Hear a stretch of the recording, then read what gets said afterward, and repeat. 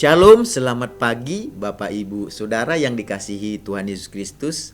Senang kita berjumpa kembali melalui renungan firman Tuhan yang akan kita baca dan dengarkan bersama hari ini.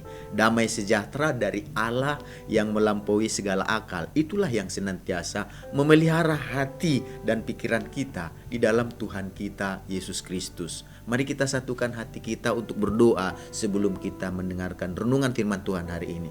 Tuhan Yesus yang maha baik, hati kami sungguh melimpah dengan rasa syukur dan terima kasih, di mana Tuhan Yesus sudah memberikan kami nafas dan kehidupan dan hari yang baru yang Tuhan karuniakan kepada kami. Sebelum kami menjalani hari ini, berkati dan urapi firman-Mu hingga menjadi terang yang menerangi langkah kami. Dalam nama Tuhan Yesus kami berdoa. Haleluya. Amin. Renungan firman Tuhan yang akan kita baca dan dengarkan bersama hari ini tertulis dalam Mazmur pasal yang ke-22 ayat yang ketiga. Demikian firman Tuhan, padahal engkaulah yang kudus yang bersemayam di atas puji-pujian orang Israel. Dari ayat yang kita baca dan dengarkan hari ini, kita akan berbicara tentang ada kuasa Tuhan dalam puji-pujian. Ada kuasa Tuhan dalam puji-pujian, berarti di dalam puji-pujian yang dinyanyikan, yang dinaikkan kepada Tuhan memiliki kekuatan, memiliki kuasa. Maukah kita mengalami dan menghadirkan kuasa Tuhan lewat kehidupan kita? Kalau kita mau, mari kita sediakan, mari kita wadahnya kita persiapkan, yaitu dengan puji-pujian. Karena dikatakan di sini Tuhan bersemayam di atas puji-pujian. Mengapa puji-pujian yang dinyanyikan, yang kita naikkan kepada Tuhan ada kuasa di dalamnya, memiliki kekuatan? Alasan mengapa puji-pujian yang dinaikkan, yang kita nyanyikan kepada Tuhan memiliki kuasa adalah karena Tuhan bersemayam di atas puji-pujian umatnya. Itulah yang menjadi alasan mengapa ada kuasa, ada mengandung unsur di dalam puji-pujian itu, unsur kuasa, unsur kekuatan Tuhan. Mengapa? Karena di dalamnya dikatakan ada puji-pujian. Jadi waktu kita memuji menyembah Tuhan, di dalam puji-pujian yang kita naikkan, yang kita sembahkan kepada Tuhan, yang kita nyanyikan, di dalamnya itu ada kuasa Tuhan di dalamnya. Mengapa? Karena firman Tuhan hari ini mengatakan tadi dengan jelas, Mazmur pasal 22 ayat 3, padahal engkaulah yang kudus yang bersemayam di atas puji-pujian orang Israel. Jadi Daud menegaskan bahwa Tuhan bersemayam di atas puji-pujian ketika umatnya, ketika kita menyanyikan, menaikkan puji-pujian kepada Tuhan yang kita sembah, yang kita puji. Kata bersemayam berarti bertahta. Kata bersemayam itu berarti hadir. Kata bersemayam berarti Tuhan berdiam dan tinggal di dalamnya. Di dalam apa? Di dalam puji-pujian. Kata Tuhan yang bersemayam di atas puji-pujian umatnya menunjukkan bahwa Tuhan berkenan dan Tuhan sangat disenangkan atas pujian dan penyembahan yang kita naikkan sebagai umat Tuhan. Jadi puji-pujian sangat dikenan Tuhan, sangat menyenangkan hati Tuhan. Jadi yang dimaksud di sana, puji-pujian yang dimaksud, yang dikenan dan disenangkan ini, menyenangkan hati Tuhan ini adalah puji-pujian tentunya yang keluar dari hati kita yang tulus melalui mulut kita, yang kita sampaikan kepada Tuhan. Ketika kita menyatakannya dengan hati yang tulus, lahir dari hati yang ikhlas, itu merupakan korban yang wangi, korban yang harum di hadapan Tuhan. Itulah sebabnya Daud menyatakan bahwa saat umatnya, saat kita memuji Tuhan, Tuhan bersemayam di atas puji-pujian umatnya. Jadi pujian kita ini bagaikan minyak, bagaikan wangi-wangian yang warim, yang harum di hadapan Tuhan. Oleh sebab itu Tuhan dikatakan hadir di sana, Tuhan bertahta di sana, Tuhan berdiam dan tinggal di sana. Karena Tuhan disenangkan, Tuhan berkenan dengan puji-pujian umatnya. Dengan kata lain, Tuhan yang kepadanya kita menyanyikan puji-pujian, kita menaikkan puji-pujian, bukan hanya Dia yang berdiam di atas surga di tahtanya saja, tetapi Dia hadir melawat umatnya, menyatakan kehadirannya di tengah-tengah umatnya yang memuji dan mempermuliakan nama Tuhan. Itulah yang merupakan bukti bahwa puji-pujian adalah kesukaan bagi Tuhan, menyenangkan hati Tuhan, berkenan di hati Tuhan. Tuhan sangat menyukai dan menikmati puji-pujian yang dinyanyikan oleh umatnya yang lahir dari hati yang tulus, hati yang ikhlas, dan itu menyenangkan hati Tuhan. Maukah Bapak Ibu Saudara yang dikasihi Tuhan menyenangkan hati Tuhan? Selama kita masih bernapas, selama kita masih diberi kehidupan, mari kita belajar untuk menyenangkan hati Tuhan.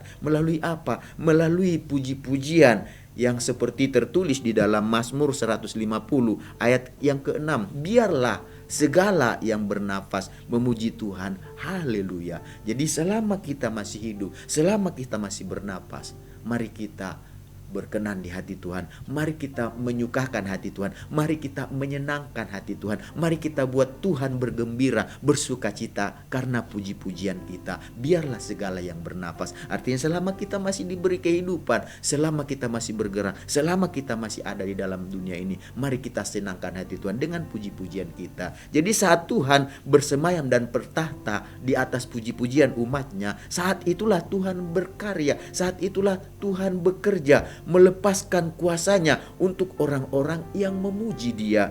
Saat itulah Tuhan menyatakan kuasanya untuk apa? Untuk memberikan kemenangan kepada kita, memberikan kesembuhan, memberikan pemulihan, dan memberikan kekuatan kepada kita yang lemah ini untuk mengalahkan kuasa musuh kita. Siapa musuh kita? Musuh kita adalah iblis, penguasa-penguasa dan penghulu-penghulu dunia yang gelap dan dikatakan roh-roh jahat di udara. Ketika umat Tuhan, ketika kita menyanyikan, menaikkan puji-pujian, maka puji-pujian yang kita naikkan, yang kita nyanyikan itu seperti pedang yang tajam, yang bermata dua, yang berkuasa untuk mengalahkan, untuk mematahkan, untuk menghancurkan musuh kita, seperti yang tertulis dalam Mazmur pasal 149 ayat 6 sampai 8. Biarlah pujian mengagungkan Allah ada dalam kerongkongan mereka, dan pedang bermata dua di tangan mereka untuk melakukan pembalasan terhadap bangsa-bangsa,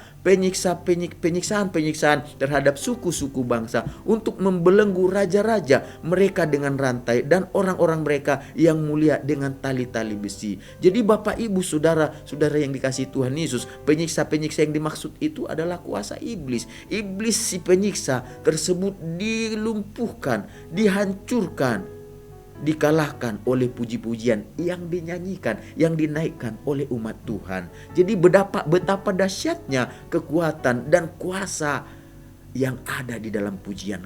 Kenapa? Karena Tuhan hadir, Tuhan bertahta, Tuhan tinggal di dalam pujian kita. Oleh karena itu Bapak Ibu Saudara yang dikasihi Tuhan Yesus, mari kita senantiasa belajar, berusaha.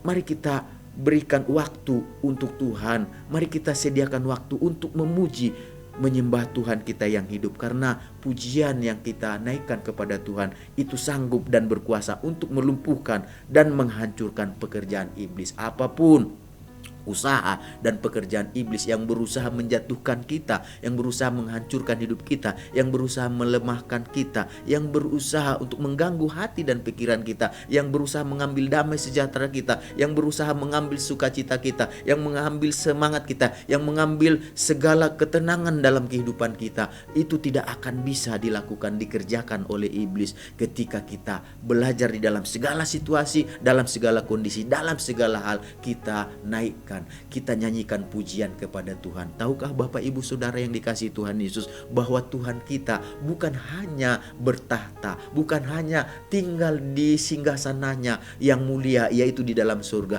tetapi Dia pun bertahta, Dia pun hadir, Dia pun bersemayam dan tinggal di dalam puji-pujian umatnya, yang memberikan kekuatan kepada kita untuk mengalahkan musuh kita, untuk mengalahkan kekhawatiran kita, untuk mengalahkan ketakutan kita. Tuhan akan ganti dengan sukacita, dengan damai sejahtera, karena Tuhan kita Tuhan yang hidup, Dia adalah Tuhan dan Juru Selamat kita. Oleh sebab itu Bapak Ibu yang dikasihi Tuhan Yesus, mari setiap hari yang kita jalani, mari kita belajar di dalamnya, kita isi dengan puji-pujian kepada Tuhan yang hadir di dalam pujian umatnya, yang mendatangkan kuasa bagi kita yang percaya di dalam namanya, yaitu Tuhan Yesus yang adalah Tuhan dan Juru Selamat kita. Mari kita satukan hati untuk berdoa.